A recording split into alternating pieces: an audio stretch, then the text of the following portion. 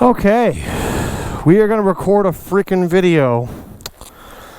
Everything is broken, so allow me to complain to you things that neither of us want to hear in a very slow, boring manner. So firstly, I've been sitting here for like 20 minutes trying to get my camera to record. There's a glitch I've been fighting.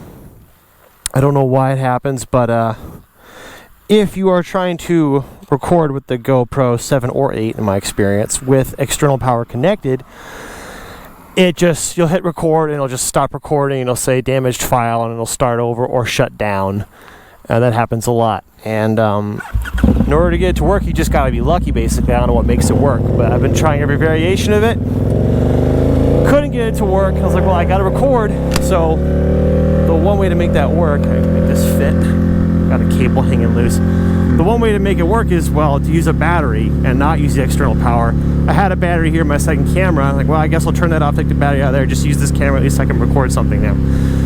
Whew. Another problem that happens is sometimes it doesn't detect the microphone. You can check inside the GoPro to see if it's active. Of course, it's a pain to check every time in the settings if it's detecting the microphone before you hit the record button, but I did this time, so I know it's recording. I have limited time though, because I'm not running on my big battery on my helmet. I'm running a little battery. It's got probably like 40 minutes left, so just enough time to complain away. So earlier I was going to record Finally Friday. I was going to hop on my Zero and record while I was going to my doctor's appointment, but I hopped on, started to roll out of the garage, and rather immediately realized, I think a tire's flat, and sure enough, my front tire on the Zero is just flat. It's out. Like, cool.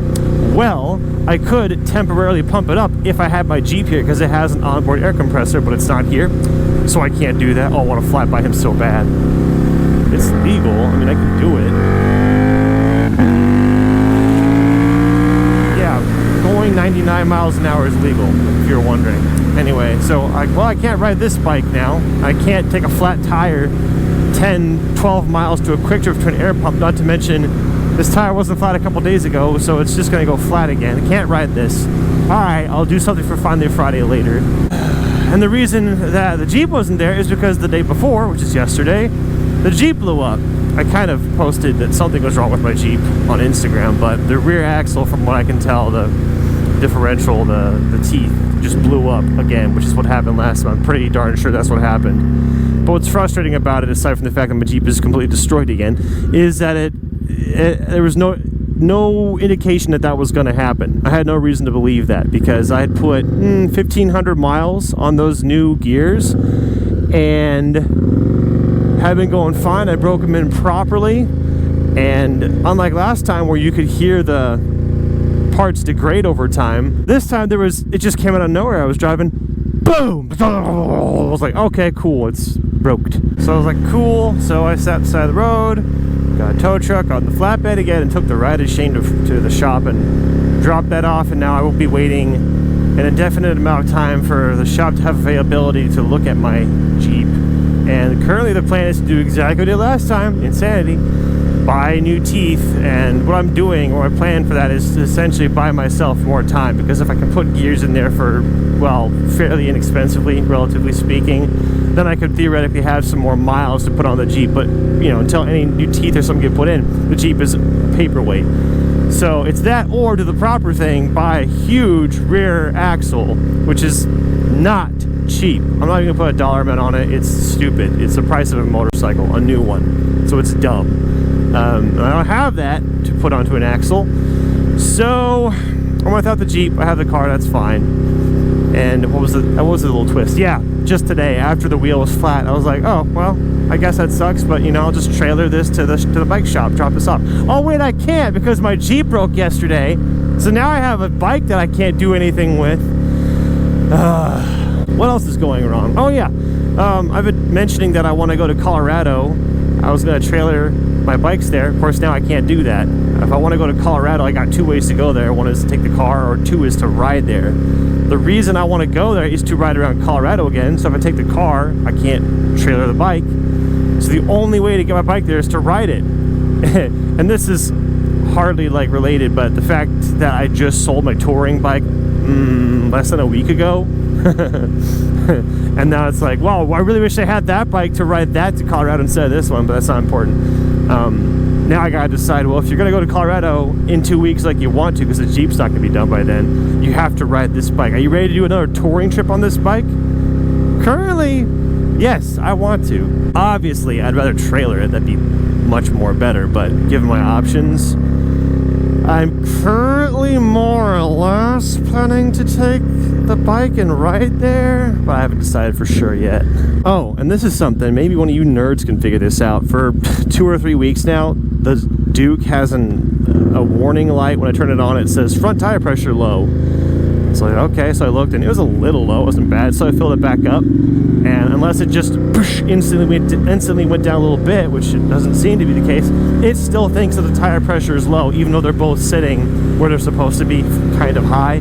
But it's like the computer is dumb, or the TPMS is incorrect, but the warning is still on as if the tire is messed up, and it's not. So that's kind of annoying, but that's something I can just ignore for a while. I don't really care about it. The moral of the story is that everything is broken.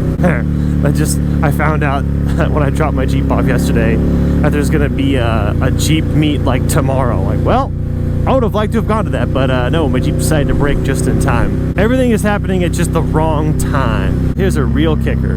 Here's a real kicker. Less than a week after I bought my piano, which I haven't got yet, by the way, it has yet to be delivered, but I bought a piano, which is I'm happy and I'm excited about. That's not important.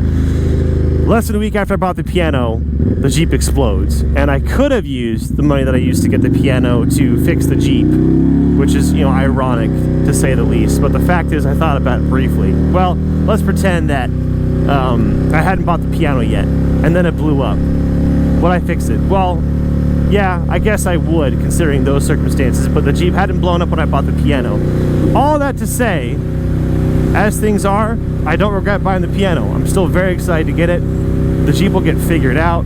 I have another vehicle I can drive in the meantime. It sucks, but it's first world problems. Also, that'd be a lame attitude to have. Let my Jeep being ruined ruin my happiness for the piano. I'm waiting for this piano for so long, and I'm proud of it, and I'm happy for it. I don't want the Jeep to ruin it. I'm not stressed or anything, fortunately. There's some dumb things I'll stress over, and there are some cataclysmic things I don't give an F about. I'm very weird that way, but when it comes to this stuff, it's just stuff, and two, it's just a problem to be solved, and it'll get solved one way or the other. So I'm annoyed. I'm definitely annoyed. I'm not stressed, I'm annoyed. So hopefully, since it's not happening to you, it's funny for you. This is when I want to take the turn lane to just whoosh, go around, but I think that's illegal. And man, I gotta be in a mood to be a douche like that, but I could just whoop. But I'm usually just too nice. Hey, this is a dumb idea. I'm gonna throw it out there. I imagined for just a moment, and it came to my mind again. What if I just borrowed a touring bike for my Colorado trip? That'd be fun. I don't know, like well, I should say any touring bike, but a touring bike. And I'm not opposed to riding on this one, and I kind of want to. It would have to be like a freaking swell bike, like a GS of some kind for me to go, you know what? I will take you up on that. I will totally ride that to Colorado. I don't know. If you just love the prospect of a stranger taking your bike, and I have borrowed bikes before, it's been cool, I just haven't needed to in a long while, let me know on Instagram, message me there, that's where I do my social stuff. Look at that freaking African sun. You can't see it from back here, because this is a GoPro, but it looks huge on camera. That is the biggest I've seen it, and maybe ever. I don't think I've seen the sun that big since an early winter morning in North Dakota. Same with the moon. I have seen the moon that big. That's pretty neat. Yep. Yes, sir. Everything is ruined. No, it's fine. Everything's ruined. Everything's ruined, but it's fine. All right, I just want to take a little time to complain. I got to get done because the GoPro battery does not last long. So thanks for watching and listening to me complain. I'll see you next time. Bye!